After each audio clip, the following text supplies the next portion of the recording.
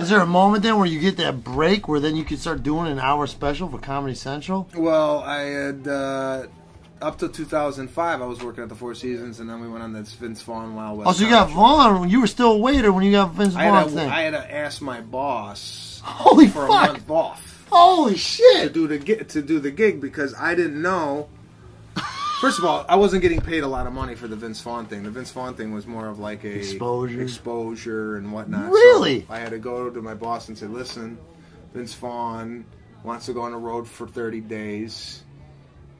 Can I get 30 days off? And the guy was great. He was like, take it off. It's fine. The job's still here when you get back, which is cool. And I was totally going to go back to work after Vince Vaughn thing. Right. I couldn't live. Right.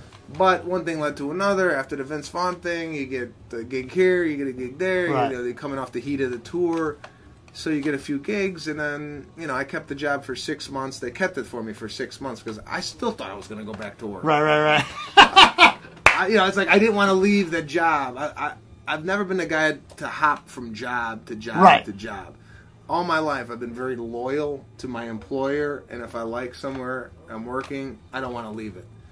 And I'm very cautious about being stable and having money to do things, to pay rent, and health insurance was a big thing. Right. Not only myself, but my family. I was living paycheck to paycheck, but I was still paying for health insurance out of my pocket just in case. Right. I felt if I didn't get health insurance, the day I canceled was the day someone was going to shoot my leg off. So I tried other jobs though during the Four Seasons. I was selling satellite dishes at a mall in the ghetto. Wow. Because I hated waiting tables, and I had this opportunity come across my my plate with. Do you want to set up a satellite dish kiosk in the ghetto at the mall? This is on Crenshaw and Martin Luther King Drive. So I would sell satellite, the whole dish network system out of the mall, and then people would go install it and whatnot. But I went into severe debt, not severe debt, that I've never went into selling the satellite dishes. Let me ask you this. You ever feel like when you're in that moment, early 30s, you're still maybe selling, you're still waiting tables, you ever get bummed out thinking like, man, this shit ain't going to happen? Never thought it. Really? Yeah. Like you just felt like it was the right thing? When I first came out to L.A., my mother's like, how long are you going to give it? Right. And I go, this is it. I'm in this for the long haul. I'm not setting I'll give it 5, 10, 15 years, whatever. I never put a time limit on it. Right. I said to myself, this is where I belong. Right. I know this is where I should be. And I said when I went into this, that's all I want to do. My goal is to perform stand-up comedy for a living. Obviously it's a business and you like to get on TV and film so people could come see your show, but that's all I wanted to do was just do stand-up for money. That's all I wanted to do. Not necessarily for the money. I just wanted to make do a living. What I love to do and get paid for it. Right. That's all I wanted to do. That's the dream. That's the dream. And I never looked back. I never said, I was never at the point where I got to go home. This is not for me. Even though I was selling satellite. I mean, there's ups and downs, don't get me wrong. Yeah. This business, you come home, you're like, why not? Why am I not getting anything? Right. Why is it not happening? I know I'm doing good work on stage. I'm writing my jokes. People are responding. But whatever the reason, you're just not getting recognized. Right. But to me, it's like everybody's got their own path. Right. And Dice Clay, I used to work with him for a few years, opening up for him. And we used to have a lot of talks on the road. And say what you want about Dice. I mean, the guy's... for what he did, selling out those theaters. Changed the game. Changed the whole game. He gave me some great insight. He told me never to look at anybody else's path in comedy. Never get too discouraged. That guy's got this tour. This guy's headlining. This guy's selling out here, selling out there, and I'm only got 10 people in the room. Right. Everybody's got their own path. And you just concentrate on your path. That's all you could control. Wow. And you let the chips fall where they may. So I kind of took that to heart, and I said, you know what? Because at the time I was having a tough time, like, when am I going to stop waiting tables? When is it going to happen? I remember telling Freddie Soto, who died about 4 or 5 years ago, and Johnny Sanchez, another comedian. I was 3 or 4 years into it, and I went up to them in the parking lot of the Comedy Store, and I go, when am I going to start headlining? It's ridiculous. You know, like I felt like I got material. Right. When are they going to put me in? And they said, how long have you been doing it? I go, 4 years. I said, listen, it's a process. You just don't headline. Even though you got an hour or whatever you think you got.